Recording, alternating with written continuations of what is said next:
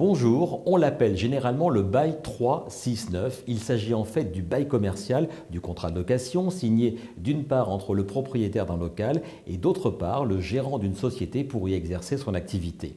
Un contrat avec de nombreuses spécificités, notamment sur la durée. Attention entre autres à ne pas laisser ce bail se prolonger au-delà de 9 ans, mais on va tout vous expliquer. Notre expert aujourd'hui s'appelle Stéphanie Baudot. Elle est avocate spécialisée en droit immobilier et donc en baux commerciaux. Maître, je me tourne vers vous. Première question, pourquoi un bail commercial est-il différent d'un bail signé entre particuliers ? Alors qu'il soit dans le commerce, l'industrie ou l'artisanat, le locataire d'un bail commercial dispose en effet de droits plus étendus.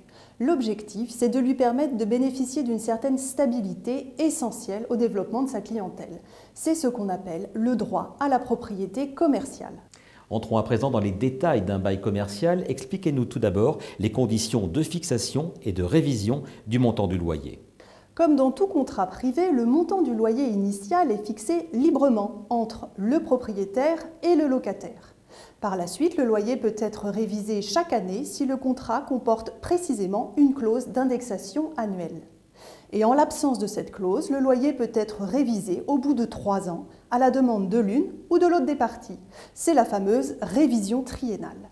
Ces règles s'appliquent pendant 9 ans avec, dans tous les cas de figure, un plafonnement lié, selon les situations, à des indices officiels comme l'indice des loyers commerciaux ou l'indice du coût de la construction.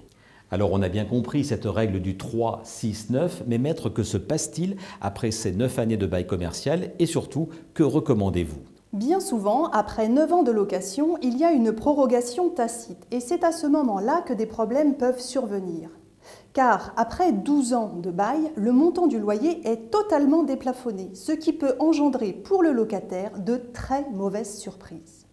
Mon conseil est donc pour les locataires de bien avoir en tête et dans leur agenda cette date butoir de 9 ans. C'est à ce moment-là qu'ils doivent prendre l'initiative de demander le renouvellement, car les propriétaires, eux, ont tout intérêt à ne pas bouger. Concrètement, cette demande passe par un acte d'huissier qui s'appuie, pour être précise, sur l'alinéa 4 de l'article L145-10 du Code de commerce. À partir de là, le bail est renouvelé et surtout, le montant du loyer reste plafonné. On le dit souvent, mieux vaut prévenir que guérir. Alors maître, quel conseil donneriez-vous aux locataires ou futurs locataires d'un bail commercial ? Premier point, si possible, signez un bail stipulant cette durée statutaire de 9 ans. Et relisez bien le contrat, notamment les clauses qui écartent le plafonnement, mais aussi les clauses recettes. Des clauses, ça existe, qui fixent une partie du loyer en fonction d'un pourcentage du chiffre d'affaires réalisé par le locataire. Et puis, je le répète, enregistrez bien dans votre agenda les dates de révision triennale et la date correspondant aux 9 ans du contrat. Une toute dernière question, maître, pour celles et ceux qui ont déjà signé leur bail commercial, que préconisez-vous ? Le mieux, à mon sens, est de faire réaliser un audit de son bail par un avocat.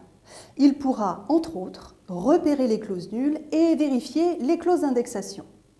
Plus en détail, l'avocat pourra vérifier des points comme les charges, la bonne exécution des travaux prévus ou encore le respect de ce que l'on appelle la délivrance conforme, c'est-à-dire que ce qui a été mis à la disposition du locataire est bien conforme à ce qui avait été prévu. Cela peut permettre de rééquilibrer le rapport de force, notamment si les 12 ans sont dépassés. D'où l'intérêt, comme toujours, d'avoir recours au conseil d'un expert. Maître Stéphanie Baudot, je vous remercie. Tous ces conseils et bien d'autres, vous les retrouvez sur le site ledroitpourmoi.fr.